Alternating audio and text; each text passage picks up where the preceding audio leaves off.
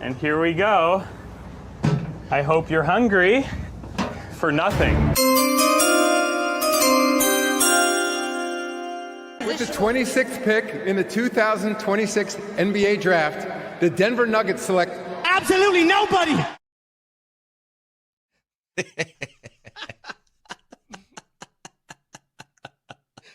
This is how it felt.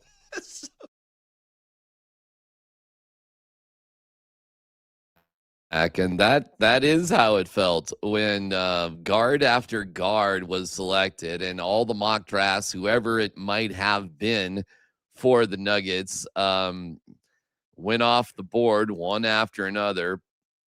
Phylon went to the Sixers, and Cameron Carr was traded to the Lakers, and I don't know, man. Ibuka Okori was traded to Detroit via Memphis as he was drafted. And I mean, it was just one guy after another that you're like, oh, okay. And then you're like, oh, Koa Petey's a Ford. No, he wasn't selected. He was selected last in the first round, traded to Phoenix via New York. And it does get confusing in the NBA, the way they do all the things they do. And yes, wearing the hats is stupid, because your photograph is for who drafted you and you've been traded. And just stop with the hats. Just stop with the hats. We don't need the hats. No hats. No more hats. Just shake hands with the commissioner, do the interview, because who the hell knows who you're going to play for. So it was weird. Like here's Phylon. In the draft process. So when you look at it, it's like, if Jared McCain comes up, are we going to pay him? When we got BJ Edgecombe and we got Tyrese Maxey. So now you're able to. He's going to the 76ers. And then here we go with the pick. So we should remember this name forever. Players you should look for. To Kenny's point, how about regular season games missed by the starters? 136. Here's the commission. in the 2026 NBA draft, the Denver Nuggets select Terrace Reed Jr. from the University of Connecticut.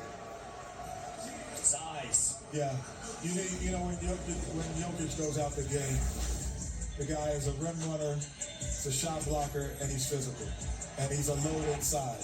I thought at times he took a back seat a little bit too much in terms of the scoring load. But you could drop the ball to him and he could score. He could also run the rim and he could throw alley-oops. Ready for this, guys? News just came in that this pick has been traded to the Spurs. Oh my goodness. Well, we talked about that by the Spurs. Yes, we did. I said it earlier. So we got like 30 seconds of like, backup, Jokic. Strong at the rim, center, makes sense. Jonas Valanciunas going over to Lithuania anyway. So, I'm sorry, he's been traded to the Spurs. Then you got this reaction from the Nuggets War Room, starring Josh Kroenke and his minions. And he's looking at him, and a couple people are like, "I'll clap," and a couple more people clap, and then Josh's clap hands. What? What's that for? What are we clapping for? I actually don't know what he was saying, but it'd be fun to sort of like, parse through like what the reaction was. Yeah, I mean, let's look at it again. So this is after the move is made and everybody's in a tiny little room. And there's one guy in a suit jacket clapping. Josh, those look like sarcastic claps from Josh Kroenke. The hands out is the universal sign for what the fuck? But I don't know what it is. But, a lot of people are trying to parse it and try to figure out what's what. It certainly isn't some sort of overwhelming jumping up and down in the room, sort of applause. The hands out is all right. And the shorter guy to the right of Josh, that is Ben Tenzer, who's the president of basketball. He just seems to be looking at Josh. All right, so let's go for a breakdown. Well, I'll start with our guys first, and then I'll go to the dudes at DNVR. This was from this morning with Mojo Lombardi and Kane about why the Nuggets decided to get out of the draft. But the Nuggets did what? Listen, I gave you a list of how many options yesterday to choose from? I think 17? you got to H, J, H? K. Yeah, something. I forgot what letter this option was. Trading out of the number one pick. I thought by trading out of the number one pick, they would attach a player. That's what I thought. So they didn't even do that. They just traded out and acquired more picks. Listen, we know why they're doing this. The reasoning is pretty simple. They have no picks. They need to revitalize some sort of draft arsenal because they don't have one. Yeah. And this is the only way to do it. And whatever they saw at 26, mind you, if the player they had in mind, if a player who was a difference maker was there, they probably would have taken that player. The question this morning, the question for all listeners, for all Nuggets fans, who's the player they wanted that got taken? That assumes that there was one. And maybe if somebody fell all the way down to him, perhaps. Could it be, Vic, that, how about There's this? a player they wanted. Otherwise, they trade that pick even before the draft. Well, what about option B? They were waiting to see what the trade market looked like during the draft. Mm-hmm. And it was kind of nothing. There Sure. wasn't a very tradey draft like the NBA draft usually is. It isn't, but I think it's also easier to make those moves beforehand because how do you know they're going to be available during the draft? How do you know that when they arrive at 25th pick that they can all of a sudden get out of there? What if they can't?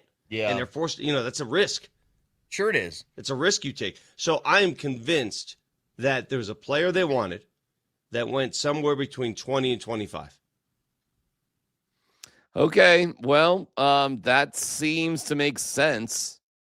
So who was that player? And I just said there was 1 million guards that were drafted. The entire starting lineup from the University of Michigan was drafted. But if you don't have any ammo to move up, and the only way to gather ammo for future trades is to trade back and accumulate that ammo, then okay. My guys at DNVR, their reaction. Look, I didn't like any of these players, so it wasn't I got to be excited. And a first-round pick is rough. 3 second-round picks. Wow. 3 second-round picks. Oh, I feel like a princess. This is incredible. I mean, they needed it, honestly, sincerely, they needed it for the flexibility to make moves. They had nothing, no capital. Now you still kind of have nothing. I mean, but it's a little bit of something. Here's what I'm going to say, though. If you're trying to get off Zeke Naji, they better have something lined up to be able to get off him with second rounders. That's true. Because you would have just done it with the first. That's a great point. Oh, that's a great point. But now you get an extra pick, though, right? Like that you can Seconds. use. Yeah, right. but you can But use that's if they have something lined up to trade him with a couple of those seconds. It is a good point, though. I mean, the big takeaway for me on this is not even that they traded, because, again, I didn't like any of these players enough to – I just been nervous about them the whole time.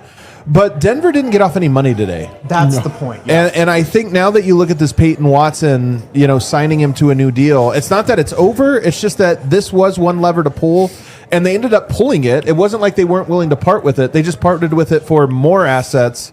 And now the question is, are you going to be able to still do this in the off? Listen, these guys are all much smarter when it comes to the ins and outs of the financials in the basketball world than I am. I'm not going to pretend to be some sort of expert. Talking to the DNVR guys, that's all they do is hoops. Vic has been with the Nuggets forever. So, okay. I think we're closer and closer to running it back, but maybe you do need to associate some second-round picks to move a player. So maybe the moves that the Nuggets are going to make aren't in the first round like we thought. They actually come today in the second round. And you package those picks that you have with another player to give yourself salary cap space so that you can sign Peyton Watson. This is complicated, really complicated. And I'm not going to say they missed out because, of course, they would like somebody. There's always going to be somebody in the draft you'd be interested. And like Phylon is a great example that ESPN projected he could possibly fall to the Nuggets. And then Cameron Carr is another. And a couple of these guards. And I guess they weren't very interested in Pete because they could have taken him and they didn't. So, but it didn't happen. Like the guys that you were hoping might fall to you, it didn't happen.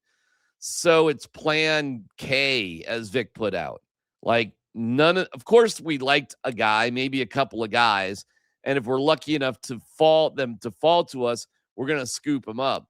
But if that doesn't happen, we're going to need these picks in a future deal to sweeten whatever pot we need to dump salary. And it feels like that's Cam Johnson, but who knows? Who knows? So if there are deals to be done, then I think today would be that day. If a deal doesn't happen today, then they're just going to run it back and they're going to use these second round picks. Like Vic pointed out, like, hey, man, you got to do something. There's no guarantee you'd even get an offer for these picks. So you got to do something and get some sort of a value, whether it's in a draft pick or a player. So could they possibly just draft a couple of second rounders? Sure.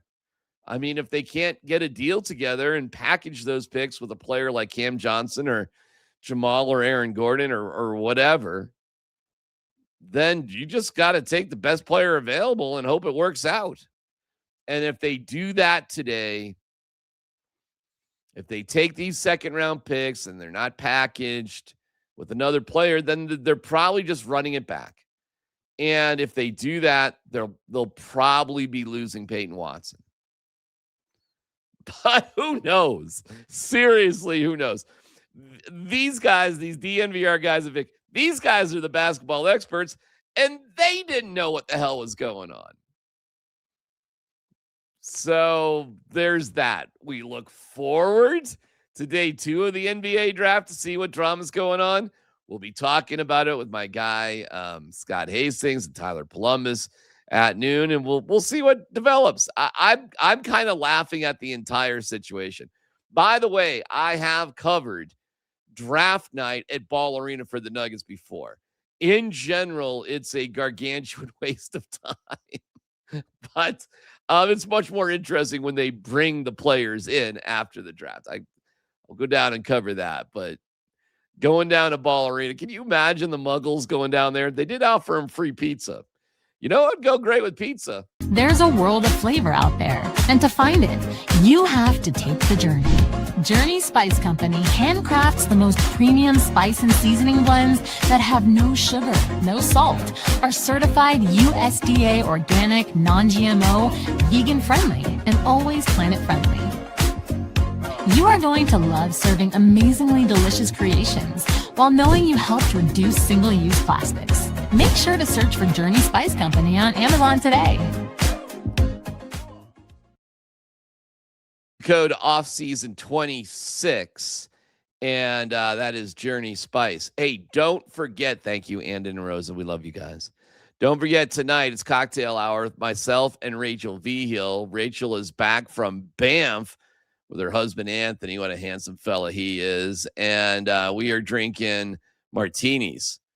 White chocolate espresso martinis. Yum, yum. So join us for that as we talk about Tyler Oniendam and Sorsby and Marvin Mims and all sorts of stuff.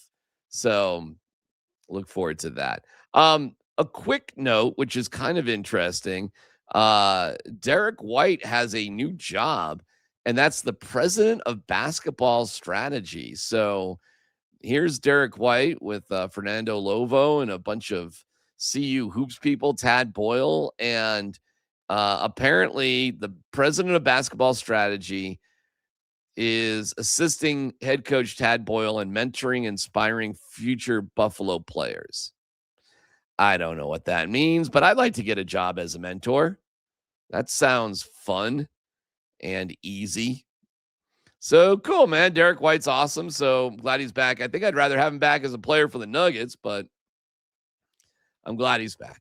Moving on to the Rockies last night. They lose 5-2 to the Red Sox. And I don't know. There were a couple of good moments. They kind of got down early because you walk guys. You can't walk guys. And Sean Sullivan, who's a rookie, so I'll go somewhat easy on him. I think this was like his third start. But, I mean, he was actually terrible. And, well, we'll get to him in a second. First, Willie Castro remains on fire with this blast. This ball club, deep right field. Take a good look. You won't see it for long. Second deck home run, Willie Castro. Number 6 for Willie, and it's 2-1.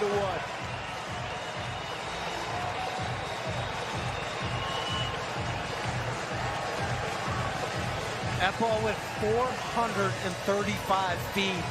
Came off the bat at 108 miles an hour. Willie's hit some long ones.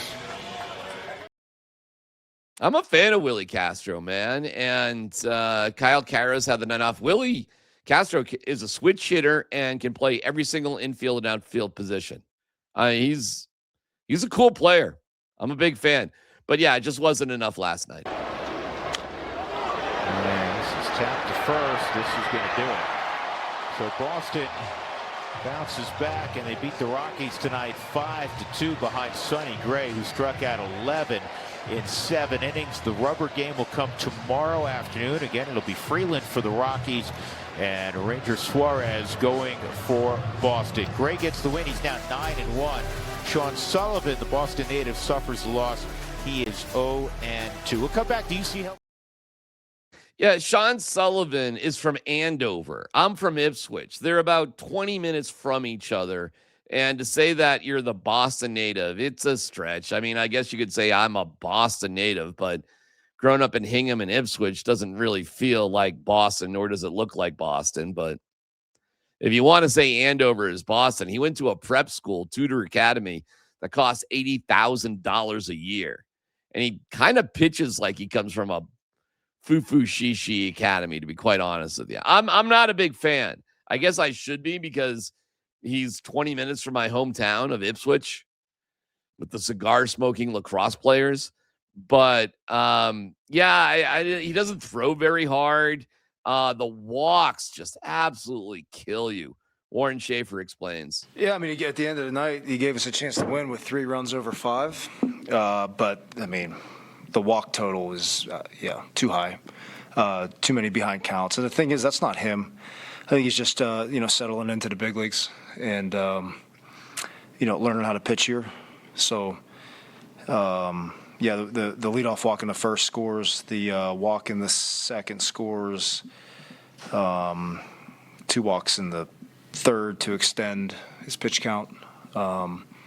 Good for him. He battled. He definitely battled. But too many behind counts, too many walks. Yeah, listen, I can cut him some slack too. He's a young guy. He's barely played in the majors. Okay, fine. I just don't. There's nothing about this guy that kind of grabs me and makes me excited. I mean, at least he knows why he sucked. Yeah, I think I was talking to Alone as I came out. I think just getting behind hitters too often and too many walks, obviously. But I tried to battle out there. I was happy I could stay out there for 5. But again, just unacceptable with the walks. All right. Well, okay. Again, good self-awareness. It's 5 innings, 5 hits, 5 walks, 3 strikeouts, gave up a homer, 3 earned runs. I mean, it's not terrible. I don't mean to be too harsh. It's not terrible. And then Zach Agnos, talk about a guy who doesn't have it. This guy doesn't have it either. Okay. Victor Vodnik has something to work with. Agnos. And then Mejia, 1 inning, gave up a hit, but no damage. Threw strikes, 10 pitches, 9 strikes. So Juan Mejia did okay. I'm kind of over Agnos, and you can see where they're just inconsistent as a pitching staff. That's all. Not the worst thing in the world. 5 runs at Coors Field in June. Maybe you can overcome that. But Sonny Gray was great. And if you want to see what a professional pitcher looks like who's been around the majors for a million years, well, look at Sonny Gray. 7 innings, spread out 6 hits, 11 strikeouts. So he's ahead in the count. For example, it doesn't seem like a huge difference, but 94 pitches for Sullivan, 57 strikes. 93 pitches for Sonny Gray, 65 strikes. And that just is the difference between an ERA of 2.95 and 8.25. It's getting behind in the counts. It's putting your team in dangerous positions, stretching yourself out. And you got 2 extra innings out of Sonny Gray with 1 less pitch, 93 to 94. So that's the difference between a savvy veteran like Sonny Gray and a prep school rookie like Sullivan. There you go. Rockies and the Red Sox with the rubber match in this series today at 1:00 during PhD. We'll follow it the best we can. At least I will. Tyler and Scott don't seem to like baseball. Moment of Zen comes with the Broncos and the U.S. soccer team. Will be at the Tavern on Blake Street. Coach Sanford hosting the watch party with Team USA going against Turkey. And the Broncos send Coach Mauricio Pochettino, who's from Argentina, a nice little gift. Ooh. Amazing. Thank you so much. Wow. So beautiful. Guys, thank you. I have no idea why the Broncos sent that to him, but that's cool. And, he's a soccer coach, so you send him the number 1 because that is a soccer kicker number if I've ever seen one. So, yeah, that's cool. And he liked it, and it's a Broncos gift, and I have no idea why.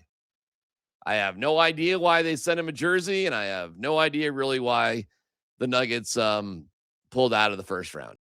Like I said, some rah-rah crap. That stuff doesn't go a long way in a 48-minute game.